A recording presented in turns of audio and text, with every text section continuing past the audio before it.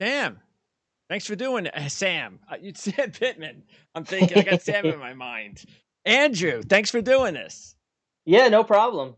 All right. First time we're talking Arkansas football on our channel. So I'm excited, especially after the big season that Sam Pittman and the Hogs had last year.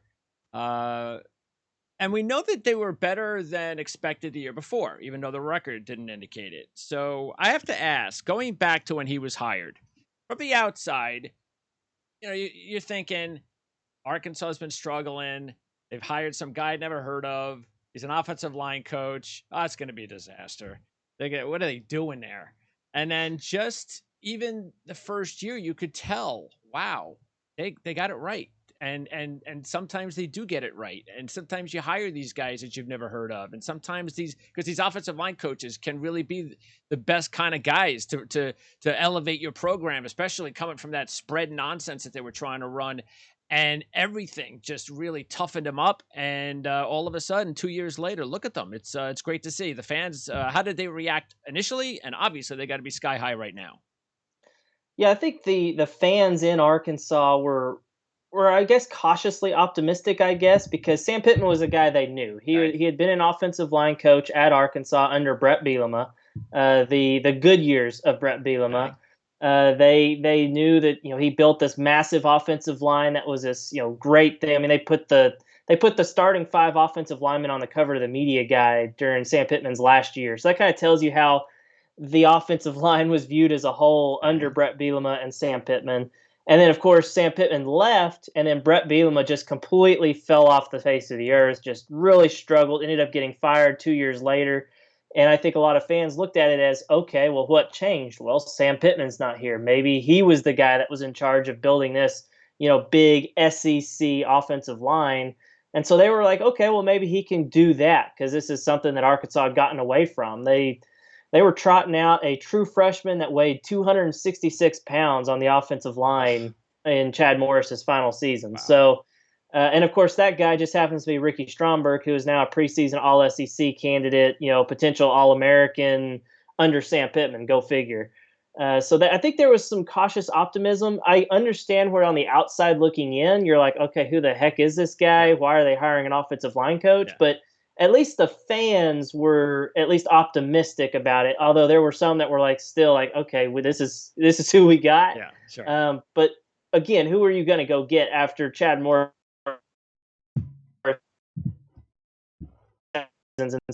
back-to-back years? Okay, you just broke up there a little, but I got the general point, especially after those last couple of years. Things had to go to some sort of improvement, and it's just amazing, though, like I said, how quickly they have improved. Let's talk about this team, and you have to start, of course, at the quarterback position, and it's just taking a look at the job KJ Jefferson did last year was really something to watch. And I especially in the Texas A&M game, and toughed it out and all that. And I was really impressed. And that was really the game that I was like, you know what? I think they've got something special there with that quarterback. Yeah, I think no one really knew what Arkansas had going into last season. KJ had started a couple of games, started once as a true freshman under Chad Morris, the previous regime, and then even started one game when Felipe Franks was hurt back in 2020. And he actually had a really, really good game against Missouri. Threw for almost 300 yards, had a last-second touchdown pass that should have given Arkansas the win, but they left like 40-something seconds on the clock, and the defense let Missouri go down and kick a game-winning field goal. So still a great performance, but you're thinking, okay, well, that was one game against Missouri. How is he going to fare against the better SEC teams? And he went out and showed that he is more than capable as a starting quarterback in the SEC. Really surprised a lot of people, myself included. I thought KJ was a fine quarterback who was going to be okay last year, but he far exceeded my expectations. True dual threat guy, not necessarily a speed guy. I mean, he's plenty fast, but he's not a guy that's just going to outrun you. He's going to run through you. A lot of Cam Newton in his game. That's a name that keeps getting brought up. Again, I'm not saying he's as good as Cam Newton by any means, but similar playing styles, similar body types. So he's 240, 245. So big dude. And then he's also was way better of a passer than I thought last year. Kendall Briles, the offensive coordinator, said before the season that the goal was for him to have a 65% completion percentage. And when I heard that, I said, there is no way this guy's going to go out and throw for 65%. And all he did was go out and complete 67% of his passes. He was better than that target. So it was just a really cool thing to see how good he was. Obviously, he had Treylon Burks to throw to, first round talent at wide receiver. That was, I would argue, is the best wide receiver in school history. So we'll see how he does without the ultimate safety blanket of Treylon Burks, but he looks like a true bona fide superstar quarterback. Would you say that is the biggest question on the team? Is the four starters, receivers combined with the tight end, the three wideouts, including Burks? If you had asked me this 3 weeks ago, I probably would have said yes. This is the biggest question mark on the team. What I've seen in camp, though, is the wide receivers.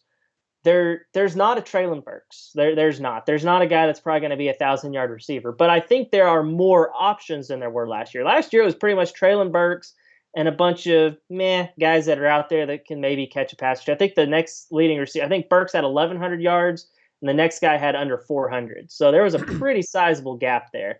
I don't think there's going to be quite that big of a gap this year. I think it's going to be more evenly distributed. Jayden Hazel would come over from Oklahoma. Former 5-star recruit. He's looking pretty good. He's a little dinged up right now. Not sure if he'll be ready to go for Cincinnati, but he's a guy. Matt Landers is a guy that really came on strong last year at Toledo. Started his career at Georgia, went to Toledo last year. Now he's back in the SEC at Arkansas.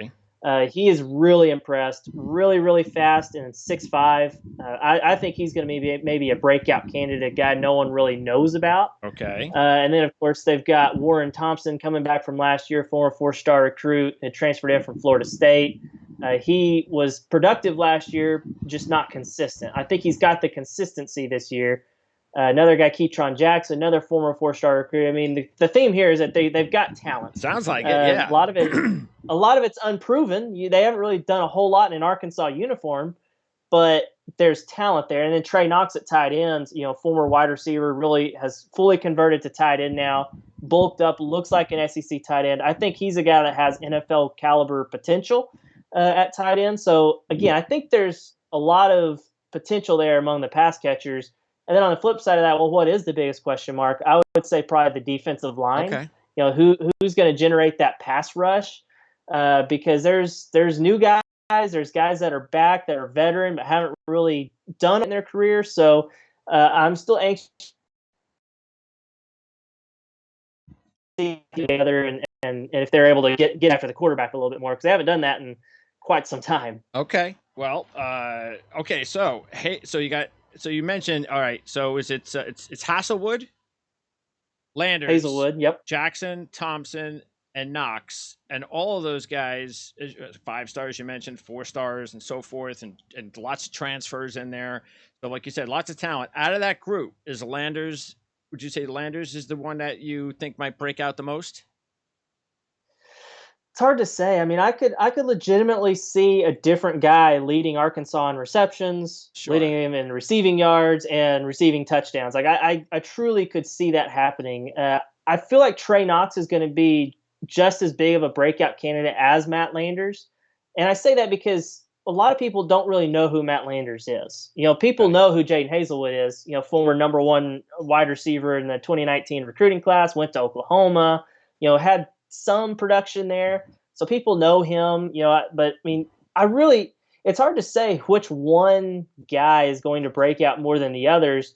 Whereas, going into last year, you thought, okay, Treylon Burks is going to have a chance to break a bunch of records at Arkansas. I don't know if there's one guy that's going to stand out among the rest, but I do think Trey Knox is going to be kind of a safety blanket for KJ Jefferson. I think Hazelwood's going to be a dependable guy that's going to catch a lot of passes. I think Matt Landers is the big play guy, the guy that could, and even Warren Thompson. Those are guys that can beat you for a 60-yard touchdown at any given moment. Okay. So there's different weapons on this offense. By the way, so Hazelwood is spelled Hasselwood, but it's pronounced Hazelwood. That is my understanding. There were. I mean, I say that there's a guy that's on this team that's a defensive back who we've been pronouncing as Malik Chavis. Like the Yes. old defensive coordinator. Apparently, come to find out, it's pronounced Chavis. So Okay. he's been here 3 years, and we just learned that. So who knows?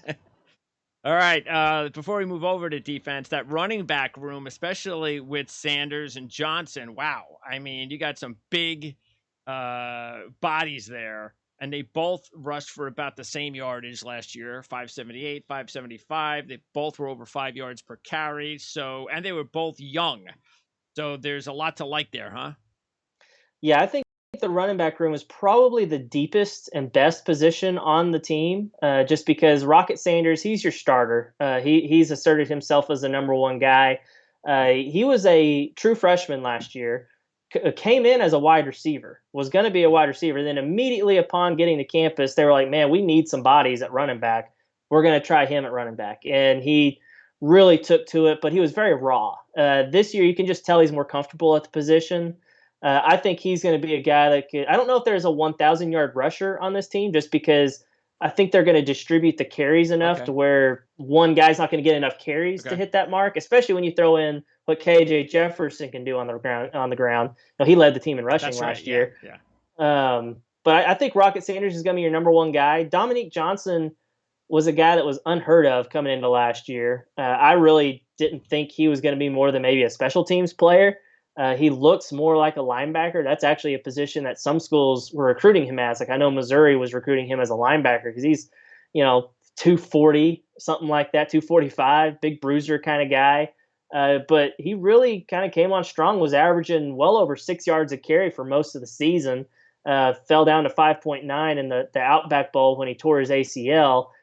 So he's still coming back from that. He's probably not going to play against Cincinnati. They haven't ruled him out. But I do expect him to eventually get back into the rotation. And then you've also got A.J. Green, who he's another guy. He was a late arrival last year because he wanted to run track in high school his senior year. Didn't get to campus until the summer. Then he had an injury, I think a concussion during fall camp. So he missed the first game of last year.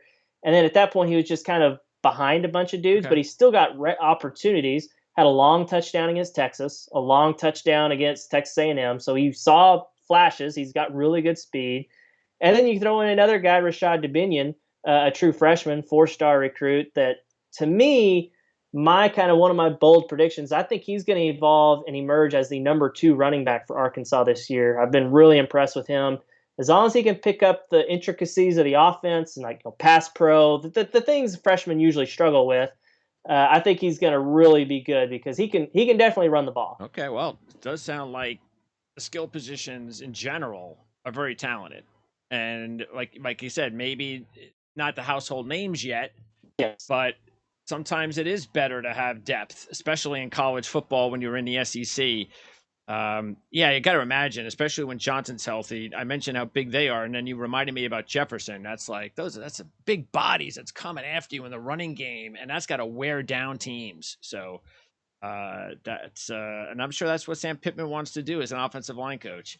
And this is a team, remember, this is a team that led the Power 5 in rushing last year. People may not realize that because they didn't have a 1,000-yard rusher. They didn't have this big superstar, but they just had a balanced attack, and I think they ended up top 10 nationally in the FBS, but led all of the Power 5.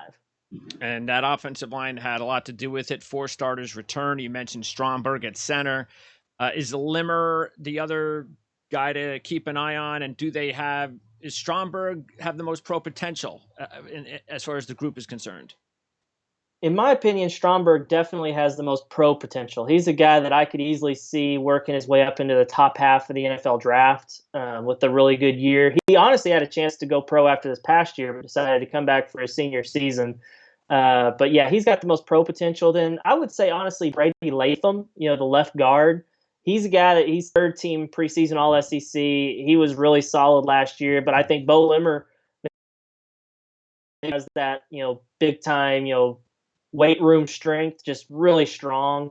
But he's a guy he's a little bit of a Swiss Army knife in that Brady Latham's a little dinged up right now. They think he's going to be back for the Cincinnati game, but Limmer has moved over to left guard with that injury. If something were to happen to Stromberg, he would probably slip over and play center for Arkansas. So you got that kind of flexibility there with Limmer. Is another guy where something happened to Luke Jones at left tackle, who's the only non-returning starter. He would probably slide out to left tackle. So there's a lot of flexibility, versatility on that offensive line. Okay. Dalton Wagner's at right tackle. He's been injury prone, I guess you could say. It's like this guy, Tykees Crawford, a former 4-star recruit, the number 6 offensive lineman. He'll probably slot in somewhere if there's an injury, like if Latham can't play or something. But he's also a guy that could back up, that he's going to play quite a bit as well. So I think they feel really good about their top 6 offensive linemen going into this season. Yeah, I mean, with Pittman there, you can imagine they're always going to have a good line. Okay, defensively, so you mentioned the problems up front. First of all, what do they run? What's the scheme? Multiple. Yeah. That's the buzzword that coaches like to use, but Arkansas, it really is. They go back and forth between a 4-man front and a 3-man front.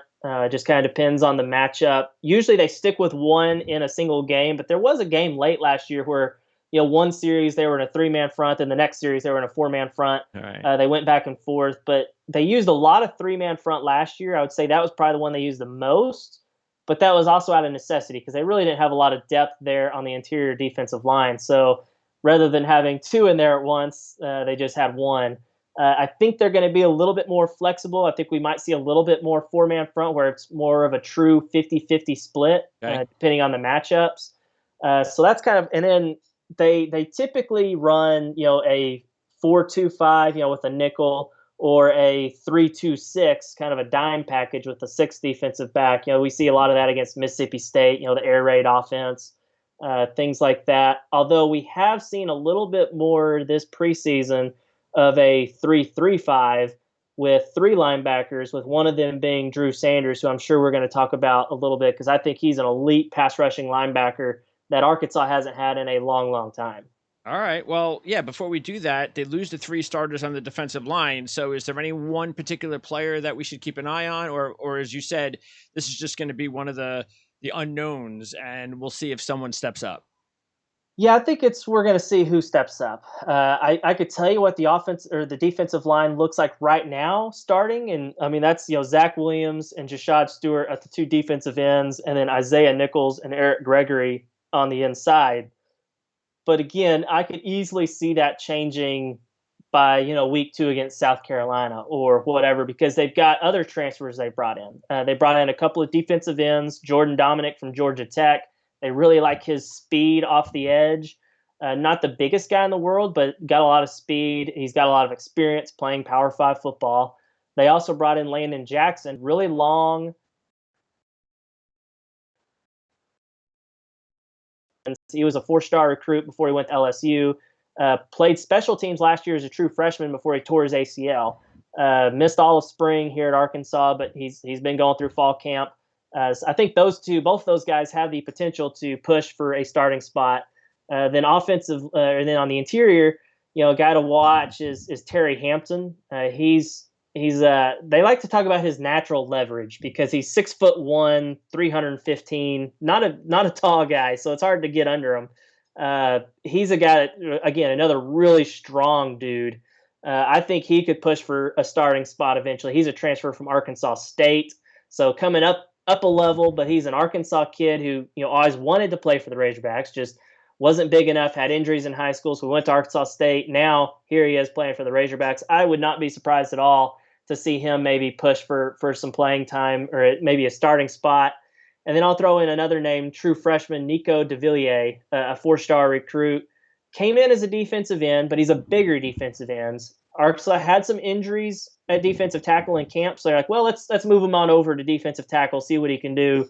And sounds like he really impressed the coaches. I don't know if he'll start this year, but I could easily see him cracking the rotation and having flashing some moments that say, okay, this guy could be a player for them down the road. Okay, now let's get to linebacker. 2 starters gone, including Grant Morgan, so that's a big loss.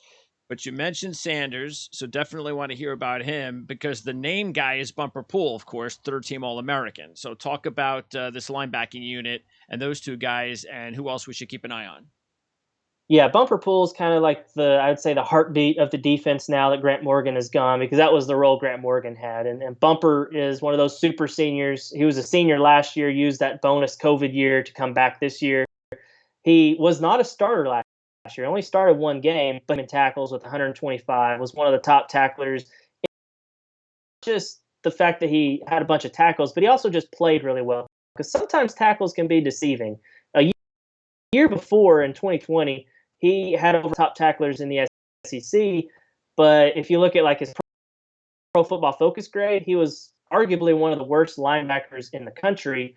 He missed a ton of tackles and everything, but that was because he was playing with broken ribs. I've never done this, but apparently tackling people with broken ribs does not feel good. So he was healthy last year, and he looked like when you got him as a 4-star recruit.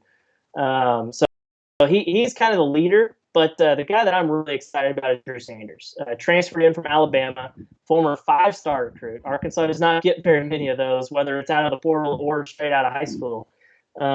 He is a guy that actually started some games at Alabama, got hurt.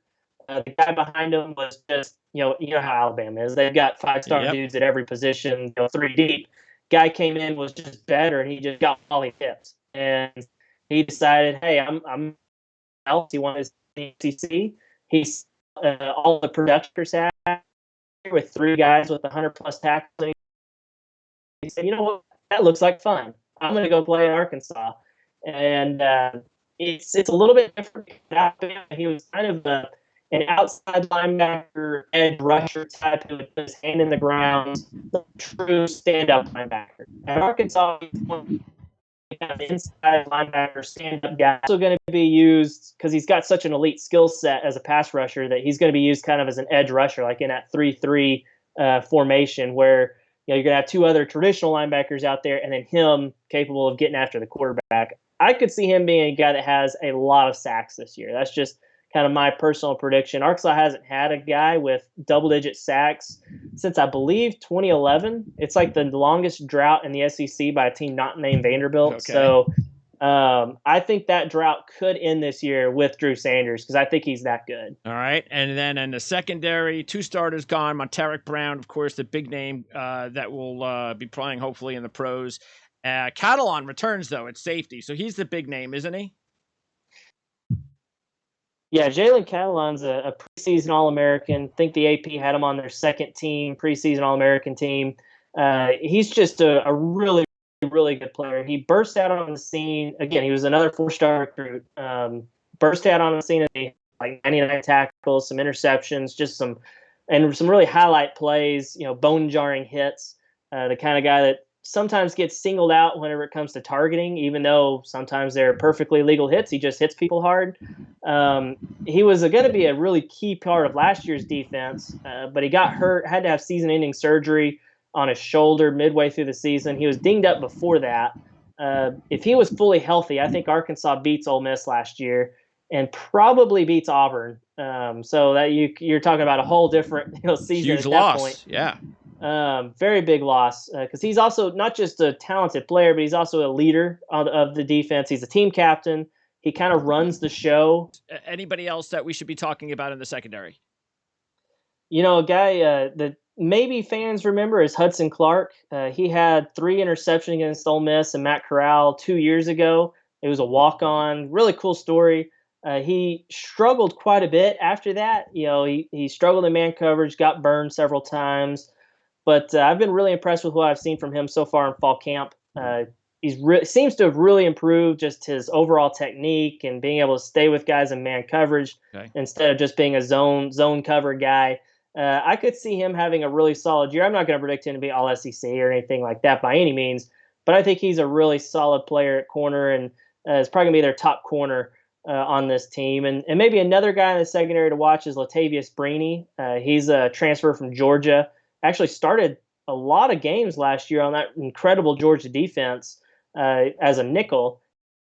He's going to play safety for Arkansas. Hasn't cracked the starting lineup yet based on what we've seen in practice, but I could easily see him moving in the starting lineup, after a couple of games and being a guy that, could also get drafted. I think Todd McShay of ESPN already has him among his top 15 safeties available in this upcoming draft. So he's another name to watch in the secondary as well. All right. Great job, Andrew. I really appreciate it. I know we've had some technical difficulties, but that's because you're not used to using Skype. So I appreciate it, though. And hopefully we'll be able to do this again sometime during the season.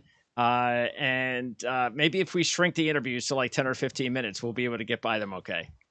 Sounds good. Appreciate it. Thanks, Andrew. Have a great season. And good luck right away when the team takes on Cincinnati. It's a great week 1 matchup.